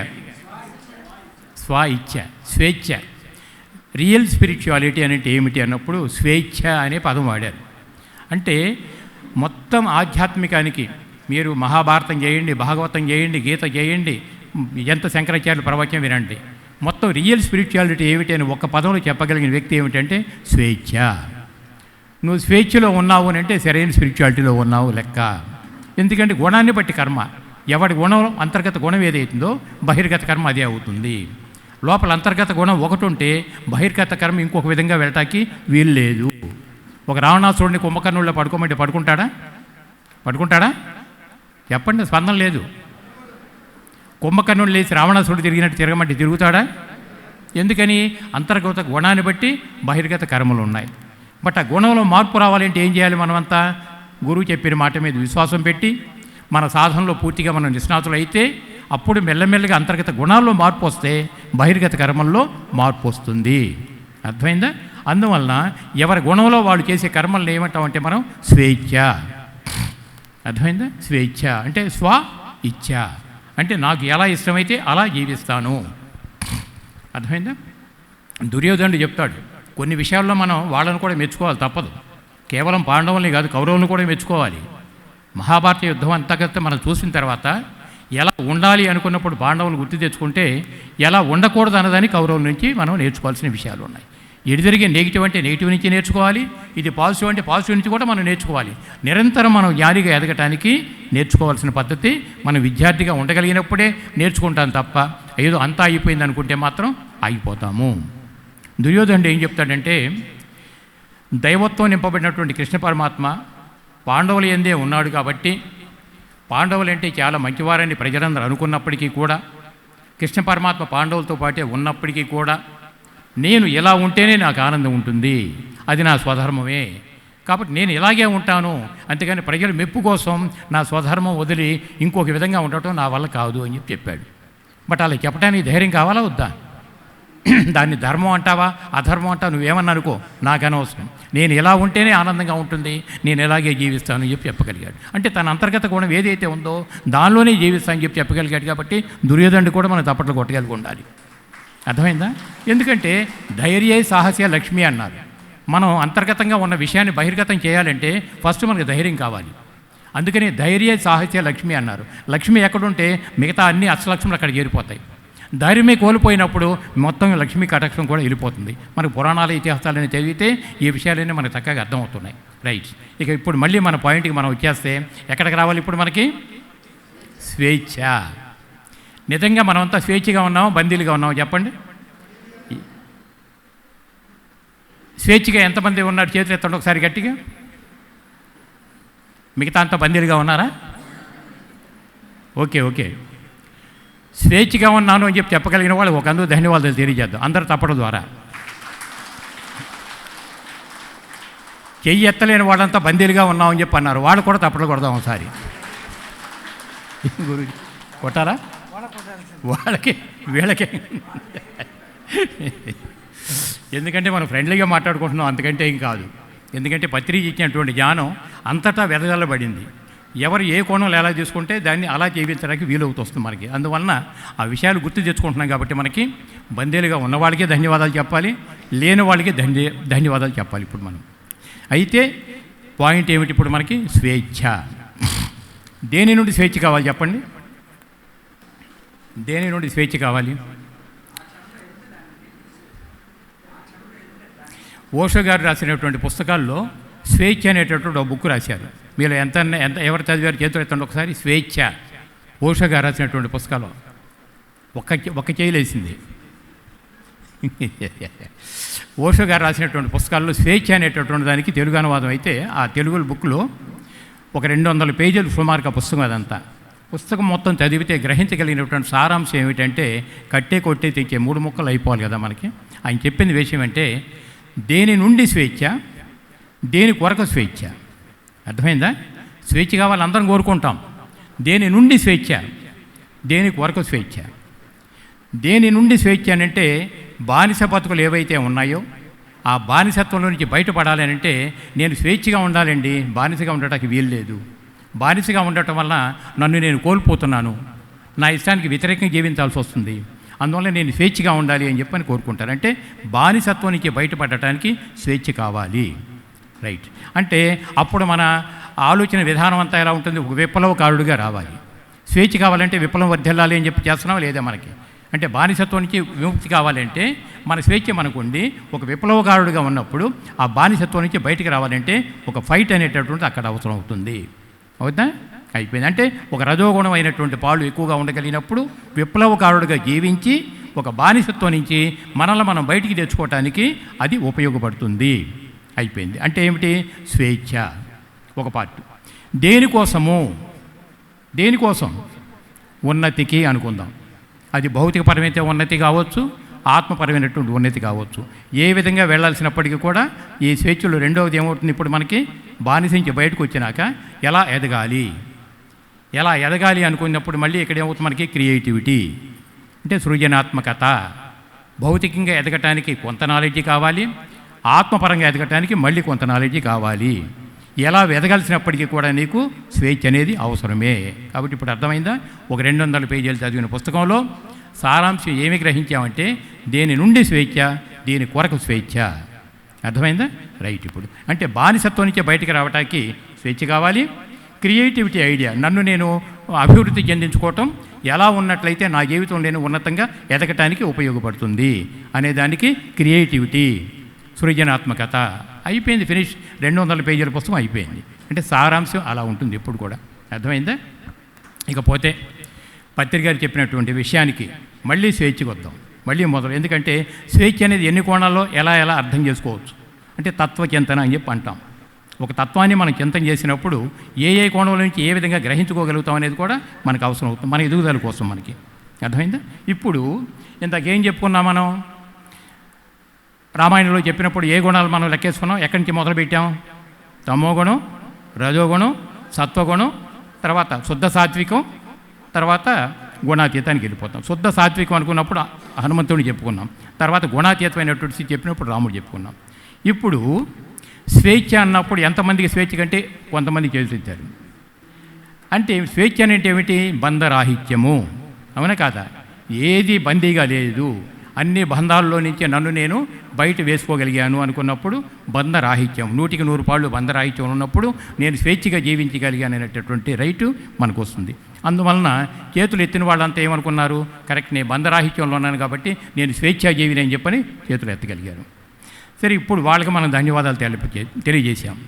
చేతులు ఎత్తలేనటువంటి వాళ్ళు సందిగ్ధం కావచ్చు, ఏదైతే కావచ్చు, లేదంటే ఇంకా బంధంలో ఉన్నామని చెప్పి అనుకోవచ్చు, ఇది ఒక పార్ట్ అవుతుంది. అయితే ఇక్కడ దేని నుండి స్వేచ్ఛ, దేని కొరకు స్వేచ్ఛ అని చెప్పి మళ్ళీ మనం పాయింట్కి వచ్చేస్తే, ప్రతి వ్యక్తిలో మనకేమవుతుంది, ఆత్మ పురోగమనంలో ఎదగటానికి అరిషడ్వర్గాలు అనేటటువంటి మనకి అడ్డొస్తున్నాయి అని చెప్పి అనుకున్నాం కదా. ఈ కలియుగంలో కలి యొక్క మాయ ఏ విధంగా ఆవహించి ఉంది అని అంటే, ఒకటి అరిషడ్వర్గాలు, కామం, క్రోధం, లోభం, మోహం, మద, మాత్సర్యాలు, ఇది ఒక పార్టు. ఇక మిగతా దానికి వెళితే ఏమవుతుంది, అసూయ, ఈర్ష్య, కంపారిజన్స్, ద్వేషాలు, పగలు, ప్రతీకారాలు. అర్థమైందా? ఇవన్నీ కూడా ఈ కలియుగంలో కలి యొక్క మాయ చేత మనందరి మీద ఒక సమ్మోహనాస్త్రం వేసినట్టు వేసేసి మనందరి కూడా దానిలో బంధించి మాయ కలి ఆయన ప్రతాపం ఆయన చూపించుకోగలుగుతున్నాడు. అర్థమైందా? కలి యొక్క మాయ. ఇప్పుడు ఏ సాధన లేకుండా కేవలం ప్రాపంచిక వ్యామోహంలో పడి అలా కొట్టుమిట్టాడుతూ ఏముంది, వాళ్ళ ప్రపంచమంతా రాజ్యమే లేది, నాకు రెండు కనపడుతున్నాయి నా వరకు. ఏమిటి ఆ రెండంటే, ఒకటి డబ్బు, అంటే ఎంత డబ్బు సంపాదించగలిగితే వాడు అంత పెద్దవాడైనట్టు లెక్క. రెండేంటంటే స్టేటస్, ఎంతమందితో గొప్ప అనిపించుకోగలిగితే వాడు అంత గొప్పవాడని చెప్పి అనుకుంటాడు. ఒకటి డబ్బు కావాలి, రెండు స్టేటస్ కావాలి. అంటే నా జీవితంలో నేను నేర్చుకున్నది ఏంటంటే పాఠాలు, ఇవి రెండు నీకు సుఖాలు ఇస్తే ఇవ్వచ్చు. డబ్బు, పొగట్టలు, ఇవి రెండు సుఖాలను ఇస్తాయి మనకి. కోట్లు ఆస్తుంది కాబట్టి పడుకుంటే ఏసీ రూమ్లోకి వెళ్ళిపోతాం, పరుపుల మీద పడుకుంటాం, మంచి సుఖం, కావాల్సినంత కంఫర్ట్ ఉంటుంది. కానీ బుర్రంతా వేడికైనప్పుడు నిద్ర పడుతుందా మనకి? లెక్కేయండి. చిన్న సమస్యలతో వెళ్ళి పట్టుకుంటేనే తెల్లవారులు నిద్ర పట్టుకుంటూ కొట్టుమిట్టాడేవాళ్ళు ఎంతమంది ఉన్నారు. ఏదో ట్యాబ్లెట్ వెళ్తే లేదంటే ఇంకోటో కావాలని చెప్పని పరిస్థితుల్లో. అందువలన సుఖం ఎక్కడుంటే శాంతి అక్కడ ఉండటం అన్నది ఉట్టి మాట. కొన్ని సందర్భాల్లో ఉండొచ్చు, కొన్ని సందర్భాలు లేకపోవచ్చు. కానీ శాంతి ఎక్కడుంటే అక్కడ సుఖం ఉంటుంది. శాంతి ఉన్న దగ్గర కంపల్సరీగా సుఖం ఉంటుంది. కానీ సుఖాలు ఉన్న దగ్గర శాంతి ఉండాలని రూల్ ఏమి లేదు. ఉంటే ఉండొచ్చు, లేకపోతే లేకపోవచ్చు. హాయిగా పొలానికి వెళ్ళిపోయి వ్యవసాయం చేసుకొచ్చే 10 ఎకరాల రైతు కూడా కష్టపడి ఇంటికి వచ్చిన తర్వాత హాయిగా వేప చెట్టు కింద మంచం వేసుకుంటే హాయిగా పడుకుంటే బ్రహ్మాండంగా నిద్రపోతాడు. అంటే శాంతంగా ఉన్నాడు అక్కడ. శాంతం ఉన్నప్పుడు ఏమవుతుంది, అదే కంఫర్ట్గా ఫీల్ అయ్యాడు తను. కానీ ఏసీ రూమ్లో పరుపుల్లో ఉన్నప్పుడు కూడా నిద్ర పట్టట్లేదంటే సుఖాలు అయితే ఉన్నాయి కానీ శాంతి లేదు. అందువల్ల దీన్ని బట్టి మనకేం అర్థం అవుతుంది, భౌతిక సంపద నీకు ఎంత ఉన్నప్పటికీ కూడా సుఖాలు ఇస్తుంది. కొంతవరకు అవసరమే, తప్పదు. ఎందుకంటే ఇప్పుడున్న కాలమాన పరిస్థితుల్లో మనిషికి అనేది కొంత సుఖంగా ఉండాలి కాబట్టి, సుఖశాంతులు రెండూ కావాలని కోరుకుంటాం కాబట్టి కొంత కావాలి. ధనం మూలం ఇదం జగత్తు, రూపాయి ఉంటేనే మానవ జీవితం, లేకపోతే ఏమీ లేదు. కాబట్టి ఎంత అనేది వివేకానికి సంబంధించిన అంశము. అది ఎప్పుడు మనకు కలుగుతుంది, ఎవరైతే సరైన సాధన చేస్తూ గురువు మీద మంచి భక్తి విశ్వాసాలు పెట్టుకుని గురువు ఇచ్చినటువంటి జ్ఞాన సంపద అంతా చక్కగా తీసుకోగలిగి నా జీవితంలో నేను దీన్ని చక్కగా అనుభవించగలిగి ఉండాలని చెప్పి అనుకుంటారో, అప్పుడు ఆ మనిషికి ఏంటంటే జ్ఞానపర అవగాహన పెరిగినప్పుడు సుఖాలతో పాటు శాంతి కూడా వస్తుంది అక్కడ. అర్థమైందా? శాంతి అంటే ఏమిటంటే నిశ్చింత. జీవితంలో ఎటువంటి చింతలు మనకి పనికిరావు, నిశ్చింతగా ఉండాలి. జీవితం ఎలా ఉండాలి మనకి చెప్పండి? నిశ్చింతగా ఉండాలి. అర్థమైందా? ఈ నిశ్చింత అంటే మళ్ళీ ఏదో గుర్తొస్తుంటాయి. నిశ్చింత అని అంటే ఏదో గుర్తొస్తుంటుంది. ఎందుకనంటే ఒకరోజు ఒక రెండింటి మధ్యలో మంచి పోటీ వచ్చిందంట. ఏమిటా రెండు అనుకుంటే, ఒకటి చితి. చితి అంటే ఏమిటండి? చితి అంటే ఏమిటి? దేనైనా తగలబెట్టాకి మనం చితి పెంచాడని చెప్పి అంటుంటాం. చితి అంటే నిప్పు. అర్థమైందా? రెండవది ఏమిటంటే చింత. ఈ చితి చింత ఈ రెండింటి మధ్యలో పోటీ వచ్చిందంట. ఏమని? చితి చింత ద్వయోర్ మధ్య చింత శైవ గరియేసి. చింత నేను చాలా గొప్పదాన్ని అని చెప్పి అనుకుందంట. ఏ విధంగా నువ్వు గొప్పదానం అవుతావని అంటే, చితి దహతి నిర్జీవకం, అంటే ప్రాణం లేని దాన్ని తగలబెట్టేదాన్ని చితి అని చెప్పి అంటాం. చింత దహతి సజీవకం. చింతలు ఏమిటి? ప్రాణంతో ఉన్నటువంటి వ్యక్తిని కూడా నెట్ట నిలువున దహించి వేస్తాను అని చెప్పి అందంట. అందుకని నీకంటే నేను గొప్పది అని చెప్పి అందంట చింత. అర్థమైందా? చితి చింత ద్వయోర్ మధ్య చింత శైవ గరియేసి, నేనే చాలా గొప్పదానని చెప్పి అనుకుంది. ఎందుకు అనుకుంటే, చితి ఏం చేస్తుంది?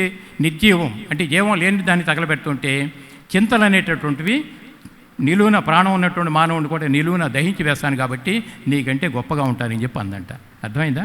అందుకని మానవ జీవితం జ్ఞానవంతంగా ఎదిగితే తప్ప నిశ్చింతగా జీవించే స్థాయికి మనం ఎదగలేము. చింతలతో ఉండాలా, నిశ్చింతగా ఉండాలా జీవితం? నిశ్చింతగా ఎప్పుడైతే జీవితం ఉంటుందో ఏ చీకు చింత లేదురా హాయిగా ఉన్నాను అని చెప్పి అనుకోగలిగినప్పుడు శాంతి అంతా కూడా మనతోటే ఉంటుంది. కాబట్టి మనం శాంతవంతంగా ఉండటానికి ఏది కావాలంటే జ్ఞానపరమైన అవగాహన కావాలి. మా అర్థమైందా? ఇప్పుడు మళ్ళీ మనం కాసేపు వెనక్కి వెళ్ళిపోయి స్వేచ్ఛ అనే పదానికి వచ్చింది. వెళ్ళిపోతే మనం బంధాల్లో ఉండాలా బంధరాహిత్యాల్లో ఉండాలన్నప్పుడు బందీగా ఉంటే ఒక పార్ట్ అనుకున్నాం, బంధరాహిత్యంలో ఉంటే ఇంకో పార్ట్ అనుకున్నాం. దేని నుంచి మనకు బంధరాహిత్యం కావాలనుకున్నప్పుడు ఈ కలి యొక్క మాయ ఏ విధంగా మనందరినీ కూడా తన గుప్పిట్లో పెట్టుకుందంటే ఈరోజు అరిషడ్వర్గాలు అయినటువంటి కామం, క్రోధం, లోభం, మోహం, మదం, ఆశ్చర్యాలు అరిషడ్వర్గాలు ఒక పక్క, ఈ అసూయ, ఈర్ష్య, కంపారిజన్స్ అర్థమైందా, తర్వాత కోపం, ద్వేషం, పగ, ప్రతీకారాలు ఇవి ఒక పక్క. ఇన్ని రకాలుగా ఈ కలి యొక్క మాయ మనందరినీ కూడా చుట్టుముట్టేసి దాని ప్రతాపాన్ని దాన్ని చూపించుకుంటూ పోతుంది. అందువలన మాయలో ఉన్నటువంటి వ్యక్తిని మనం ఏమంటామంటే జీవాత్మ అని చెప్తాం. మనందరం ఆత్మ పదార్థాలమే, మనమంతా ఆత్మ పదార్థాలమే, మనమంతా దిగి వచ్చిన దేవుళ్ళమే. కానీ ఎందుకు జీవాత్మగా మిగిలిపోయాం? మాయలో మనం ఇరుక్కుపోయాం కాబట్టి జీవాత్మగా మనం మిగిలిపోయాము. ఎవరైతే గురువు మీద సరైనటువంటి భక్తి విశ్వాసాలు పెట్టుకుని గురువు ద్వారా వచ్చిన జ్ఞానాన్ని చక్కగా స్వీకరించి దాన్ని చక్కగా మననం చేసుకుంటూ జీవితంలో ఆచరణలో పెట్టగలుగుతామో అప్పుడు జ్ఞానిగా మనం ఎదగటానికి అవకాశం వస్తుంది. అర్థమైందా? అలా ఎదగటానికి మనకు కావాలి తెలిసినప్పుడు. అందువలన అలా ఎదగగలిగిన వాళ్ళని ఏమంటామంటే మాయ ఛేదించి మనం బయటకు వస్తాం కాబట్టి అక్కడ అహం బ్రహ్మాస్మి. ఇది జీవాత్మ మాయలో ఉన్నప్పుడు దీన్ని జీవాత్మ అని అన్నాం. సాధన ద్వారా మాయను ఛేదించి బయటికి రాగలిగినప్పుడు మనమే పరమాత్మ. మనకంటే మించిన పరమాత్మ ఇంకెక్కడ కూడా లేదు. కాబట్టి పరమాత్మ స్వరూపులందరికీ ధన్యవాదాలు తెలియజేద్దాం గట్టిగా.